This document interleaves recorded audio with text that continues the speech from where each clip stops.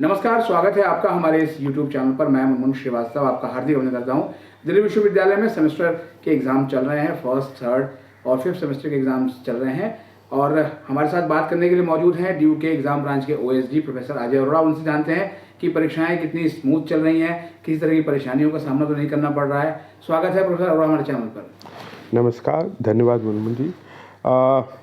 हमारे एग्ज़ाम 16 दिसंबर से शुरू हो चुके हैं और जो रेगुलर एग्ज़ाम हैं वो 18 जनवरी तक चलेंगे और SOL के उससे आगे भी जाएंगे। अभी तक तो प्राय सारे एग्ज़ाम ठीक हो गए हैं। एक दो जगह पे कुछ प्रॉब्लम हुई थी जो एग्ज़ामिनेशन ब्रांच ने इमीडिएटली उसका संज्ञान लेते हुए उनको ठीक किया। बाकी अभी ऐसी कोई इन्फॉर्मेशन हमारे पास नहीं है कि कोई स्टूडेंट्स को इस एग्ज़ाम में कोई प्रॉब्लम हो रही हो। सर, उसमें कई जो प्रिंसिपल्स हैं उनका कहना, जो हमारी बात हुई कि जो स्टूडेंट्स हैं जो एग्ज़ाम देने आ रहे हैं वो मोबाइल लेके आ रहे हैं और इससे जो है वो उनको कई बार UFM के केसेस भी बनाने पड़ रहे हैं। देखिए, आपने सही कहा। दिल्ली यूनिवर्सिटी का जो एडमिट कार्ड है जिस पे हर कॉलेज के प्राचार्य के सिग्नेचर होते हैं, तो मुझे लगता है कि उन प्राचार्यों को ये पढ़ना चाहिए जिस पे उनके एडमिट कार्ड पे सिग्नेचर, उसमें लिखा है कि स्टूडेंट कोई भी electronic device including mobile phone वो एग्ज़ामिनेशन हॉल में नहीं ले जा सकता। ये आज से नहीं, बहुत शुरू से हमारा स्टैंड भी है और रिक्वायरमेंट भी है कि कोई भी इलेक्ट्रॉनिक डिवाइस आपके पोजीशन में नहीं होना चाहिए जब आप एग्ज़ाम में अपीयर हो रहे हो। लेकिन हाँ, ये अपने आप में सिचुएशन ऐसी है कि आज के दिन में मोबाइल फ़ोन जो है उसमें आपकी सारी इन्फॉर्मेशन है, ठीक है जी।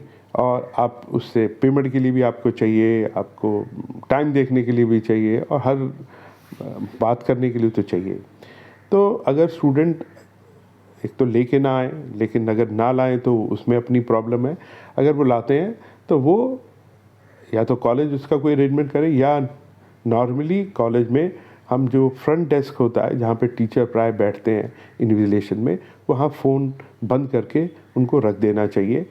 क्योंकि अगर वो बाहर रखेंगे, कई बार ये भी पाया गया कि लोग वहाँ पे चोरी हो जाते हैं।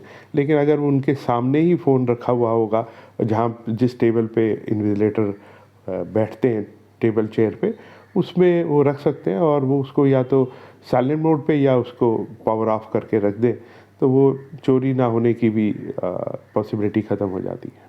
मान लीजिए बच्चा कोई एग्ज़ाम दे रहा है, उसके पास मोबाइल फ़ोन पाया जाता है तो वो UFM कैटेगरी में आ जाता है? बिल्कुल, क्योंकि आज के दिन में आप मानेंगे कि UFM का मतलब क्या होता है। UFM का सिंपल सा मतलब होता है कि मेरे पास ऐसा कोई मटेरियल है जो मेरे को एग्ज़ाम में हेल्प कर सकता है और उसका हेल्प जो है वो रिक्वायर्ड नहीं है। मेरे पास एक कागज़ है जिसके ऊपर मेरा आंसर लिखा हुआ है, वो अनफेयर मीन का केस है, या किसी और तरीके से मैं वो इन्फॉर्मेशन जो क्वेश्चन पेपर या मेरे एग्ज़ाम से रिलेटेड है वो अनफेयर मीन है। और फ़ोन के अंदर तो आज के दिन में आपके पास सारी इन्फॉर्मेशन होती है। बच्चे नोट्स अपने उसमें रखते हैं, ऑनलाइन सारी इन्फॉर्मेशन होती है। कई बार ये भी पाया गया कि बच्चा के पास मोबाइल फ़ोन था, वो मोबाइल फ़ोन यूज़ कर रहा था और उसकी स्क्रीन पे उस वक्त वो चीज़ें थी जो उस क्वेश्चन पेपर में थी, जो क्वेश्चन पेपर में पूछी गई। तो अनफेयर मीन केस बनता है आपके मोबाइल फ़ोन का आपके पास होना या और भी कोई इलेक्ट्रॉनिक डिवाइस का आपका होना। तो मैं आपके माध्यम से स्टूडेंट से रिक्वेस्ट करूँगा कि अगर वो ना लेके जाएँ तो बहुत अच्छी बात है। अगर लेके जा रहे हैं तो एग्ज़ाम शुरू होने से पहले वो अपना फ़ोन किसी सुरक्षित स्थान पर रख दें। अन्यथा जो आपका फ्रंट डेस्क होता है जिसके ऊपर प्राय आपके टीचर बैठते हैं, उस पे इसको बंद करके या साइलेंट मोड पे करके या एरोप्लेन मोड पे करके उसको वहाँ रख दें। अदरवाइज़ अगर आपके पोजीशन में फ़ोन या कोई इलेक्ट्रॉनिक डिवाइस पाया गया तो वो आपको UFM होगा। उसके लिए दिल्ली विश्वविद्यालय की टीम भी जाती है, कॉलेज भी सक्षम है। कॉलेज के सुपरिटेंडेंट जो प्राय प्रिंसिपल होते हैं, डिप्टी सुपरिटेंडेंट और कमरे में जो आपके इन्विजिलेटर होते हैं, उनको वो अधिकार है कि आपके पास अगर कोई इस तरह की सामग्री पाई जाए इंक्लूडिंग मोबाइल फ़ोन, तो वो आपका दिल्ली विश्वविद्यालय के नियम के हिसाब से UFM केस बना सकते हैं। सर जैसे कोई स्टूडेंट है चीटिंग करते हुए पकड़ा जाता है या यूएफएम होता है या कोई फ्लाइंग स्क्वाड आपकी जाकर पकड़ती है, तो क्या उसका पेपर कैंसिल कर देती है? देखिए ऐसा होता है कि ये बहुत सिंपल सा प्रोसेस है कि उस वक्त ये डिसीज़न नहीं लिया जा सकता कि ये जो मटेरियल पाया गया ये रेलेवेंट है या रेलेवेंट नहीं है, तो ये कॉपी कर रहा था कि नहीं कर रहा था। इसमें सबसे पहले बच्चे से एक स्टेटमेंट देने के लिए कहा जाता है। बच्चे का अधिकार है कि वो स्टेटमेंट दे या ना दे। दूसरा, हर बच्चे को एक दूसरी कॉपी भी दी जाती है कि मान लीजिए कि ये पाया गया कि जो उसके पास मटेरियल था वो उसका कोई रेलेवेंट नहीं था आपके एग्ज़ाम में। मेरी जेब में कोई कागज़ ऐसा निकला जिस पे कोई चीज़ लिखी है जिसका मेरे एग्ज़ाम से दूर दूर तक कोई लेना के लिए, लेकिन उस वक्त टीचर या कोई भी फ्लाइंग स्क्वाड को ये देखने का टाइम भी नहीं होता और सब्जेक्ट एक्सपर्ट भी नहीं होते कि वो डिसीज़न लें कि जो मटेरियल पाया गया है वो रेलेवेंट है कि नहीं है। तो इसलिए स्टूडेंट को ये ऑफ़र किया जाता है कि अगर आप चाहें तो आप एक दूसरी कॉपी में दोबारा एग्ज़ाम शुरू कर सकते हैं।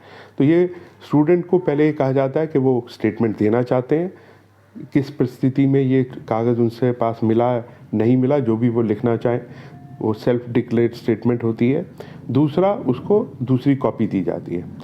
अब उसके बाद में ये दोनों कापियाँ, अगर उसने दूसरी कॉपी ली है और वो मटेरियल और एक हमारा फॉर्म है, वो फॉर्म भर के जिस पे इन्विजिलेटर के साइन होते हैं और सुपरिटेंडेंट के साइन होते हैं, वो साइन करके और बच्चे की स्टेटमेंट, ये सारी अलग से भेज दी जाती है। उसके बाद दिल्ली यूनिवर्सिटी की कमेटी है, एग्ज़ामिनेशन डिसिप्लिन कमेटी, वो उसको देखती है और जो उपयुक्त पाया जाता है उसके हिसाब से उस नियम के तहत उसकी कार्रवाई होती है। मतलब सर ये है कि आप जब एग्जाम देने जाएं तो कोई भी वैसा एक्स्ट्रा कागज अपनी पॉकेट में ना रखें, ठीक है, जो जिसमें कुछ भी ऐसा लिखा हुआ हो। हाँ जी। और एक चीज़ सर, जैसे अब ज़ाहिर बात है एग्ज़ाम लगभग चल ही रहे हैं, और तो क्या अभी इस तरह के कुछ केसेस पकड़े में आए हैं सर? देखिए, ये रेगुलर बेसिस पे हमारे यहाँ से फ्लाइंग टीम जाती है और रेगुलर बेसिस पे कॉलेज भी अपने यहाँ से यूएफएम बना के देते हैं। लेकिन ये सारा प्रोसेस हम जब एग्ज़ाम ख़त्म हो जाता है तो वो यूएफएम केसेस को खोला जाता है और सब्जेक्ट एक्सपर्ट उसकी असेसमेंट करते हैं और उसके हिसाब से फिर उनको जो दिल्ली यूनिवर्सिटी के नियम हैं उस नियम के तहत उनको जो सज़ा मिलती है या नहीं मिलती वो उनको बता दिया जाता है। बहुत बहुत धन्यवाद प्रोफेसर, बड़ा इस अपडेट के लिए। नमस्कार जी, धन्यवाद।